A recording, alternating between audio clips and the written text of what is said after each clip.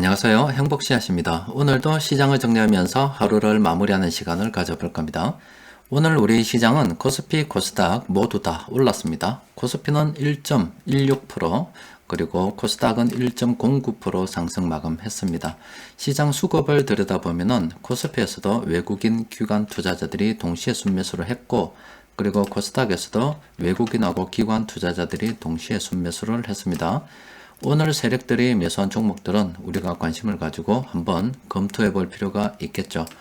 오늘 시장의 주요 종목들 들여다보기 전에 물가에 대한 이야기를 좀 해볼까 합니다. 여러분들께서도 이 통계청에 들어가 보시면은 보도자료 쪽에 10월달 소비자 물가 동향을 볼 수가 있습니다. 이 내용을 잠시 좀 살펴볼게요. 그 내용을 보면은 이런 내용들이 있습니다. 지금 10월 달에 소비자 물가가 3.2% 상승했다고 합니다. 또 그리고 사람들이 실제 생활을 할 때 체감할 수 있는 게 전년 동월 대비 한 4.6% 정도 올랐다고 그래요. 그러니까 여기서 우리가 생각해 봐야 될 부분은 뭐냐면은 지금 소비자 물가 지수가 전년 동월 대비해 가지고 계속 상승을 하고 있는데 특히 10월 달 들어서는 훨씬 더 예전보다 더 많이 상승을 했다 이 말입니다. 지금 11월 달부터 이제 코로나 공존을 선언하고 사람들의 사회 경제 활동이 점점 더 활발해지기 시작하죠. 그러면 뭐 이거 불보듯이 뻔합니다. 11월 달 그리고 12월 달은 이 전년 동월 대비 비교를 해보게 되면 훨씬 더 물가 상승이 더 커지게 되겠죠. 이렇게 물가 상승이 예전보다 더 커지게 되면은 당연히 우리는 이 기준금리 인상에 대해서 생각을 해봐야 됩니다. 그리고 당장 오늘부터 시작해서 미국 연준에서 회의를 하고 있는데 지금 현재 미국 같은 경우는 매달 1,200억 달러씩 그 채권을 매입하고 있습니다. 이게 이번 회의가 끝나면은 아마 내일 저녁 우리는 모레 정도 되어서 그 결과를 받아볼 수 있을 것 같은데 일단 시장에서 예상하기로는 매달 한 150억 달러씩 축소를 해가지고 내년 중반쯤에는 마무리되는 것으로 일단 축소를 하고 그 생각을 하고 있습니다. 아마 여기가 끝나고 나면은 이제 기준금리 인상에 대해서 이야기를 할 수밖에 없겠죠. 그리고 우리나라 같은 경우는 앞서 보여드린 것처럼 지금 물가 상승률이 엄청나기 때문에 지금 정부에서 그 부담을 좀 줄여보고자 유류세 같은 것도 인하를 하고 그랬잖아요. 그러면 지금 한국은행에서는 지난번에 기준금리를 이렇게 올렸는데 11월 달 한 다음 주 정도 되겠네요. 그렇게 되면 기준금리를 인상할 수밖에 없지 않겠나 싶습니다. 이렇게 기준금리를 인상하게 되면은 아무래도 뭐 파산 이런 내용들이 나오겠죠. 뭐 늘 여러분들께 말씀드렸다시피 기존에 기준금리 인상을 하고 이렇게 되면은 이제 정부에서 돈 푸는 걸 그리고 중앙은행에서 돈 푸는 걸 줄이게 되는 겁니다. 그러면 사회 경쟁이 그 경제 활동이 활발해지면서 민간에서 돈을 만들게 되는 이 과도기에 지금 우리가 딱 있는데 이럴 때 시장 변동성이 커진다고 보면은 이때 우리는 물량을 싸게 좀 더 매수할 수 있는 마지막 기회로 우리는 활용을 해야 됩니다.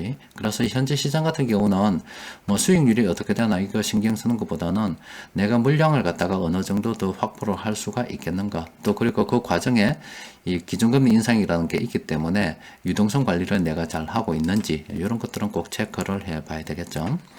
자, 물가 이야기를 좀 나눴고 오늘 시장 수급을 좀 살펴보면은 오늘도 이 금융투자 쪽에서 엄청난 순매수가 들어왔습니다. 물론 외국인 투자자들도 간만에 많이 매수했습니다. 그래도 이 금융투자가 거의 수급의 대부분을 차지하고 있기 때문에 뭐 어제도 마찬가지로 또 오늘 이렇게 시장이 상승했다고 해서 뭐 내일 또 상승한다는 일단 보장은 없습니다. 그냥 일단 오늘은 올랐다는 거고 그나마 우리가 좀 찾아볼 것은 외국인들이 매수를 했기 때문에 또 이렇게 많은 업종들 매수를 해서 그러면 세력들이 어떤 종목을 매수했는지 그런 것들은 점검해 볼 필요가 있겠죠. 수급 분석표 검색을 통해서 시장을 좀 정리를 해 보니까 이렇게 13개 종목 세력들이 매수한 것을 확인을 할 수가 있습니다.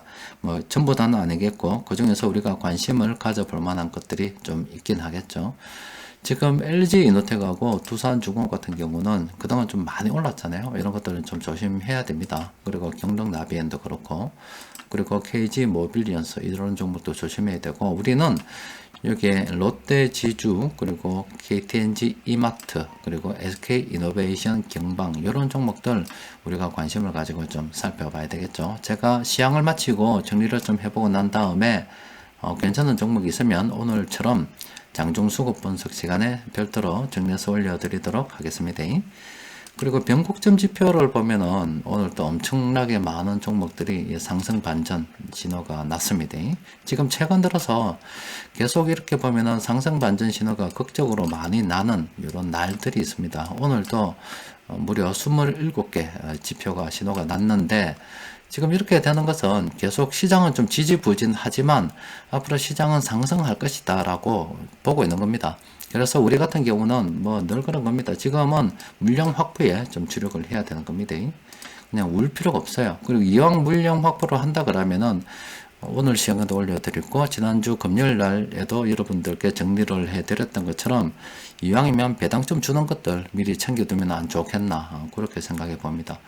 일단 롯데칠성 같은 경우는 그동안 좀 많이 올랐습니다. 항상 이 주식 투자라고 하는 것은 우리가 이때 사는 겁니다. 이럴 때 사는 거예요. 이렇게 사람들이 공포에 뜰 때 사는 거고, 지금 이렇게 변곡점 지표들이 지킬 때는 아직 많이 남았습니다만은 단기적으로 내가 좀 정리를 해야 되겠다 싶은 분들은 이때 그냥 대충 끊어 치는 겁니다. 그리고 아예 뭐 난 장기적으로 간다 그러면은 뭐 들고 있는 거고, 뭐 병행을 해보겠다 그러면 이때 좀 팔고 적당한테 좀 사고 뭐 그런 식으로 정리를 해 들어가는 거죠. 지금 삼성카드 같은 경우도 그동안 좀 올랐기 때문에 조심해라 뭐 이런 거, 즉 영풍도 그동안 올랐으니까 조심해라 이런 신호들이 계속 나오고 있습니다. 이런 종목도 마찬가지고, 코리안리도 마찬가지, 한세실업도 마찬가지고, 하여튼 이런 종목들은 여러분들께서 좀 조심해야 되고, 우리가 관심을 가지고 살펴봐야 되는 종목들은 요 아래에 있는 이런 종목들이죠. 이런 종목들은 여러분들께서 일일이 좀 살펴보고 난 다음에 가능하면은 요 뒤에 요쪽에 숫자가 높은 종목들 관심을 가지고 살펴볼 필요가 있습니다. 자, 오늘은 시장 수급도 뭐 나름 괜찮았습니다. 뭐 외국인들이 매수하고 기관들이 동시에 순매수를 했으면 뭐 더 좋았을 건데, 참 좀 그래요. 그래도 지금 오늘 소비자 물가 나온 거 보고, 또 그리고 뭐 이렇게 되면은 사회 경제 활동이 지금 코로나 공존으로 나가면서 이 물가 상승 압력이 더 커질 것이라고 보면은 앞으로 계속 그 시장 화두는 테이퍼링 축소 그리고 기준금리 인상 쪽으로 그렇게 계속 기울어질 것 같습니다. 그러면 시장 변동성은 계속 확대될 것이다 보고서, 가능하면은 이 매수는 조금 수익이 나더라도 대충 정리하고 팔아서 현금을 챙기고, 또 내가 매도는 그렇고 매수 같은 경우는 가능하면 좀 참고 기다리다가 조금 사서 계속 물량을 확보하는 식으로, 그런 식으로 좀 조심스럽게 나가는 게 안 좋겠나 싶습니다. 오늘은 뭐 시장 내용 별거 없습니다. 이 정도로 정리하고 내일 장중 수급 분석 시간에 다시 뵙도록 하겠습니다. 이상입니다.